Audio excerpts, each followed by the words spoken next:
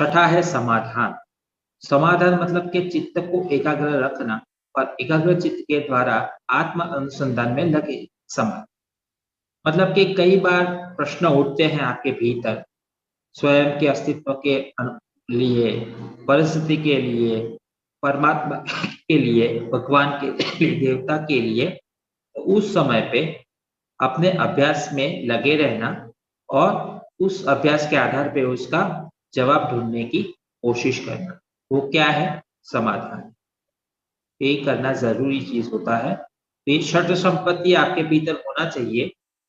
विवेक develop होता है, वैराग्य बनाना पड़ता है और उसके उपरांत षट संपत्ति नामक जो साधन है उसे भी तैयार करना पड़ता है आपके भीतर और बनाना पड़ता है ना। तो इस प्रकार से ध्यान में रखना चाहिए। तो षट संपत्ति के बारे में अक्सर पूछते हैं एग्जाम में, तो आपको याद रहना चाहिए षट संपत्ति क्या है। उसके बाद में मुमुक्षत्व है जो अंतिम है उसका। तो मुमुक्षत्व मतलब कि मोक्ष प्राप्ति की तीव्र इच्छा रहना मुमुक्षत्व। जनरली होता क्या है कि योग की साधना इंसान करता है तो फिर योग की साधना करने से उसे सब कुछ अच्छा लगने लगता है ना। सब कुछ अच्छा लगने लगता है, बढ़िया लगने लगता है, संसार में भी अच्छा लगने लगता है। फिर वो कहता है कि मुझे तो मोक्ष प्राप्ति की क्या जरूरत, जी रहे हैं, मजेदार है, आनंदमय जीवन है, खुशी खुशी ही खुशी है ना। दुख का नामो निशान नहीं, क्योंकि योगस्थ जीवन हो चुका है, योग साधक का जीवन प्रसन्नता पूर्वक होता है। तो वो है, तो फिर वो सोचने लगता है अभी मोक्ष की क्या आवश्यकता है। बस यहीं पे गलती है ना। आपकी साधना जो आप कर रहे हो उसके आधार पे सिद्धियां मिलती है आपको। अक्सर लोग सिद्धियों में उलझ जाते है ना।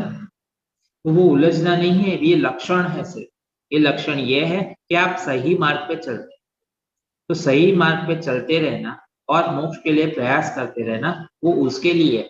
सोचो जरा, आपको कोई जगह पर्वत को पे चढ़ना है और बार बार कठिनाई आएगी, तो आप कैसे उसे ठीक से चढ़ पाओगे। तो भगवान ईश्वर भी ये समझते हैं, इसीलिए आपको थोड़ा कंफर्ट देते हैं। तो वो कंफर्ट आपको और अच्छी तरह से आप वो कर सको कार्य, उसके लिए। न कि आप उसे उसको उसके ऊपर बने रहो और उसको लेके बैठ जाओ, उसके लिए वो नहीं दे। ये बात जरा ध्यान में ले। तो मुमुक्षत्व मतलब कि मोक्ष की प्राप्ति के लिए तीव्र इच्छा बनी रहनी चाहिए आपके भीतर, है ना, उसे मुमुक्ष